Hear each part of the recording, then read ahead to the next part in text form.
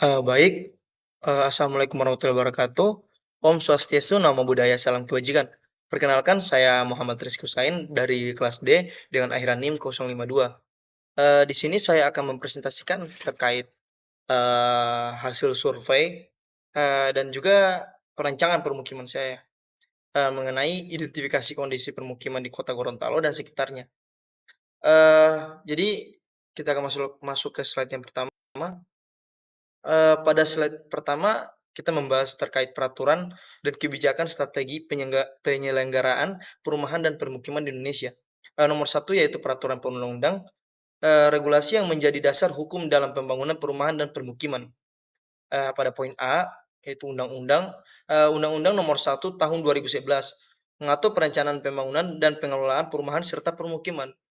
Kemudian Undang-Undang Nomor 20 Tahun 2011 mengatur rumah susun sebagai solusi keterbatasan lahan perkotaan. Kemudian poin B yaitu peraturan pemerintah atau PP. PP Nomor 14 Tahun 2015 menyediakan pedoman teknis penyelenggaraan perumahan dan kawasan permukiman. Kemudian pada nomor 2 itu kebijakan penyelenggaraan perusahaan permukiman. Program pemerintah untuk meningkatkan akses masyarakat terhadap hunian yang layak dan terjangkau. Kemudian di sini kita masuk pada poin A-nya yaitu RPJM 2020 dan 2024 yang menargetkan pembangunan 5 juta unit perumahan untuk masyarakat berpenghasilan rendah. Kemudian poin B, program sejuta rumah atau PSR menyediakan hunian layak bagi MBR melalui rumah subsidi dan non subsidi. Kemudian pada poin C yaitu bantuan stimulan perumahan swadaya atau BSPS. BSPS ini yaitu bantuan pemerintah untuk renovasi rumah yang tidak layak huni bagi masyarakat berpenghasilan rendah. Kemudian kita akan masuk ke poin selanjutnya, yaitu poin nomor 3, yaitu strategi penyelenggaraan perumahan dan permukiman. Langkah-langkah untuk mendukung pembangunan perumahan yang berkelanjutan. Yang pertama poin A yaitu meningkatkan ketersediaan lahan atau PKL. Di mana pemanfaatan lahan perkotaan secara optimal termasuk pembangunan rumah vertikal. Kemudian poin B yaitu penguasaan infrastruktur dan sarana prasarana. Penguatan infrastruktur dan sarana prasarana atau PISP. Penyediaan air bersih, sanitasi jalan, lingkungan dan transportasi publik. Kemudian poin C yaitu pemberdayaan masyarakat dan swasta atau PMS, yaitu dengan meningkatkan peran pengembang swasta dan komunitas dalam penyediaan hunian. Kemudian yang terakhir yaitu penyediaan tata ruang dan lingkungan atau PTR yang mencegah permukiman kumuh melalui perencanaan berbasis pembangunan berkelanjutan. Baik, kemudian kita akan masuk ke slide berikutnya yaitu tentang mengenai pemilihan lokasi. Bisa kita lihat di sini dari tugas yang diberikan kami disuruh merancang, menganalisis atau mensurvei perumahan yang ada di Gorontalo. Jadi saya mengambil yang pertama alternatif lokasi A, yaitu perumahan Alia Residence, di mana Alia Residence itu terletak di Jalan Brigjen Isa, yaitu terletak di Dulomo Selatan. Kemudian alternatif lokasi B, yaitu Gria Fitra Mandiri, berlokasi di Maliboro, Kabupaten Bone Bolango. Kemudian poin 3 yaitu perumahan Gria Tulus Permai 4 yang terletak di Kabupaten Gorontalo. Baik, kemudian saya akan menjelaskan mengenai kemudian di sini saya akan menjelaskan terkait tabel analisis kriteria umum saya. Yang pertama yaitu untuk kesesuaian dengan kriteria yang pertama itu kesesuaian dengan peruntuhan lahan berdasarkan RT RW. Saya di sini mengambil bobot sebesar 20%.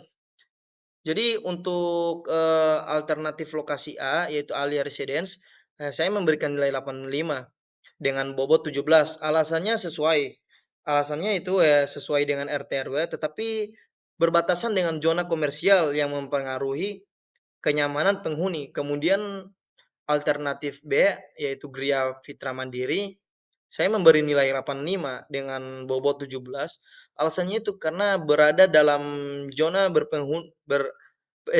karena berada di dalam zona perumahan, tetapi ada sedikit permasalahan aksesibilitas pada entrance atau, bukaan gerbang di situ.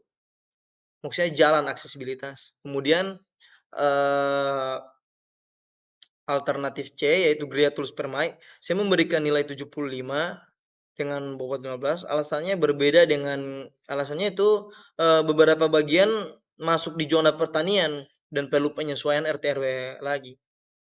Baik. Baik, kemudian, kriteria yang kedua yaitu kedekatan dengan fungsi strategis. Pada alternatif pertama saya memberikan nilai 80, alasannya karena, eee, akses ke fasilitas umum cukup baik, tetapi sedikit lebih jauh dari pusat perkantoran. Kemudian pada alternatif B, alasannya saya memberikan nilai 80 nilai 90. Alasannya karena dekat dengan fasilitas utama seperti sekolah dan rumah sakit, tetapi masih butuh pengembangan akses transportasi. Kemudian untuk alternatif C, saya memberikan nilai 75 dengan alasan berlokasi di area dengan fasilitas umum yang cukup lengkap dan akses transportasi yang lebih baik. Namun, ada beberapa kekurangan karena dia terletak di pedalaman begitu, Kemudian kita masuk ke kriteria ketiga yaitu ketersediaan infrastruktur yang baik. Nah, pada kriteria ini, pada alternatif A saya memberikan nilai 80.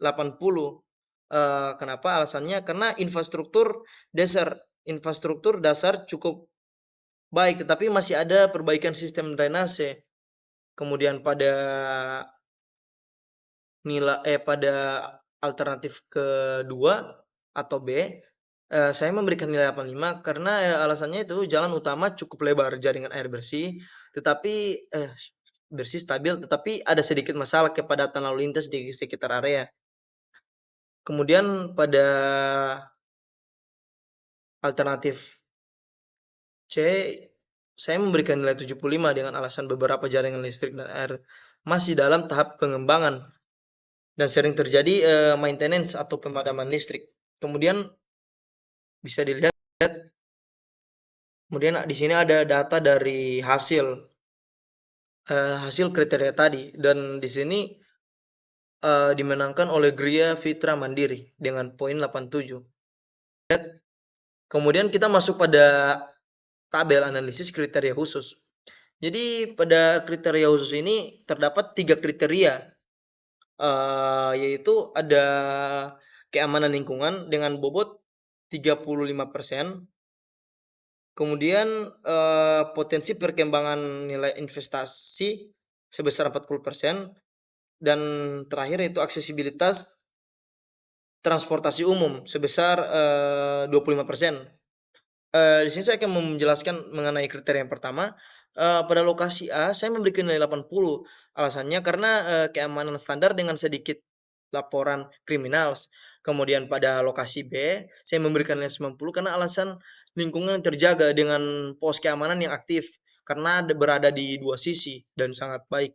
Kemudian, untuk Gria Tulus Permai, alasannya, saya memberikan nilai 90, eee alasannya karena, saya memberikan nilai 70, alasannya karena sama sih lingkungannya terjaga dengan pos keamanan aktif, tetapi, hanya memiliki satu pos jaga, sedangkan di situ terdapat banyak, entrance atau bukaan, sehingga orang lain bisa masuk, melewati entrance lain.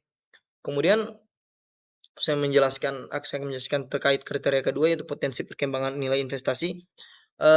Jadi pada kriteria A, saya memberikan pada alternatif A, saya memberikan nilai 70 karena, kawasan ini berkembang namun masih dalam tahap awal. Kemudian pada, alternatif kedua, eee, Saya memberikan nilai 90 karena dekat dengan proyek infrastruktur besar. Kemudian pada alternatif terakhir saya memberikan nilai 80 dengan alasan perkembangan lambat dibandingkan lokasi lain. Kemudian pada poin ketiga di sini pada kriteria ketiga, saya memberikan nilai 80 pada alternatif A, alasannya karena dekat dengan beberapa jalur angkutan umum. Kemudian saya memberikan nilai 90 ke alternatif B, dengan alasan, berada di dekat terminal dan jalan utama. Kemudian saya memberikan, eee, nilai 70 pada nilai 70 pada alternatif C, karena apa ya, karena akses kendaraan umum di situ terbatas. Baik, baik, kemudian di sini ada total skor dari ketiga perumahan tadi, yaitu perumahan Alia Residence, Gria Fitra Mandiri, dan perumahan Gria Tulus Permai. Di sini dimenangkan oleh Gria Fitra Mandiri. Jadi kesimpulannya Gria Fitra Mandiri memiliki skor tertinggi dan menjadi pilihan terbaik, berdasarkan analisis ini. Kemudian kita lanjut ke slide yang kedua, yaitu hasil survei identifikasi kondisi dan persoalan-persoalan di kawasan perumahan. Seperti yang bisa kita lihat, jadi lokasi dan luas kawasan di sini ada lokasi dan luas kawasan. Lokasi ini terletak di Jalan Brigjen Piola Isa, di Lomo Selatan, Kecamatan Kota Utara, Kota Gorontalo dengan luas 25,861,49 meter persegi. Kemudian memiliki aksesibilitas ke beberapa permukiman besar.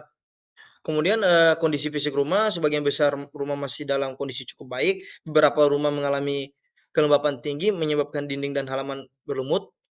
Kemudian, ada banyak rumah yang telah direnovasi dan diperluas sehingga, perumahan tersebut terlihat sangat bagus. Kemudian masuk ke poin ketiga yaitu kondisi infrastruktur. Jalan permukiman ini mungkin, terasa kurang karena tidak rata dan berbatu, serta tidak adanya pemasangan paving block di beberapa area, namun masih menggunakan aspal. Kemudian, untuk drainase saluran terbuka di sini ini ukurannya agak kecil sekitar 60 sentian, sehingga, salurannya kurang baik.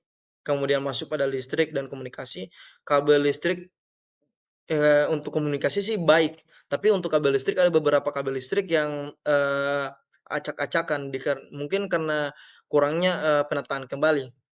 Kemudian kita masuk ke poin yang keempat yaitu kelengkapan dan kondisi fasilitas umum dan sosial. Nah, pada poin ini, ruang terbuka hijau. Jadi, perumahan ini memiliki ruang terbuka hijau yang sangat baik, memiliki potensi sebagai ruang publik dengan vegetasi yang membantu menurunkan suhu dan menahan erosi. Kemudian, mmm, fasilitas umum lainnya yaitu masjid. Jadi masjid ini, eee, dalam kondisi baik, strategis untuk penghuni. Dan juga masjid ini masih sangat terlihat baik dengan, adanya pengurus masjid di situ. Kemudian untuk pos jaga, masih layak, namun ada beberapa bagian dinding lainnya sudah berlumut. Mungkin dikarenakan, area tersebut banyak vegetasi sehingga menyebabkan kelembapan. Kemudian pada poin kelima yaitu kenyamanan dan keamanan. Kenyamanan, pertama perumahan ini kan termasuk dalam kelas golongan atas, orang-orang yang kaya. Namun, potensi peningkatan kenyamanan melalui perbaikan jalan drainase dan kerapihan infrastruktur harus, karena, jika dilihat, eee, rumahnya lebih bagus dibandingkan infrastruktur. Kemudian untuk keamanan terdapat pos satpam di gerbang masuk, tetapi keamanan optimal, memerlukan pengawasan yang lebih baik dan kerja sesama warga. Baik, jadi kesimpulan pada poin ini yaitu, pemukiman ini masih berkembang, tetapi memiliki beberapa permasalahan utama, seperti jalan yang buruk, drainase tidak optimal, serta infrastruktur listrik dan komunikasi yang kurang, tertata. Jadi, kemudian fasilitas umum dan sosial cukup memadai, terutama keberadaan masjid dan ruang terbuka hijau, tapi perlu perawatan lebih lanjut dan keamanan cukup baik, namun bisa ditingkatkan dengan sistem keamanan yang terorganisir. Mungkin cukup dari saya, maaf jika ada yang salah. Taufiq wal hidayah. Wassalamualaikum warahmatullahi wabarakatuh.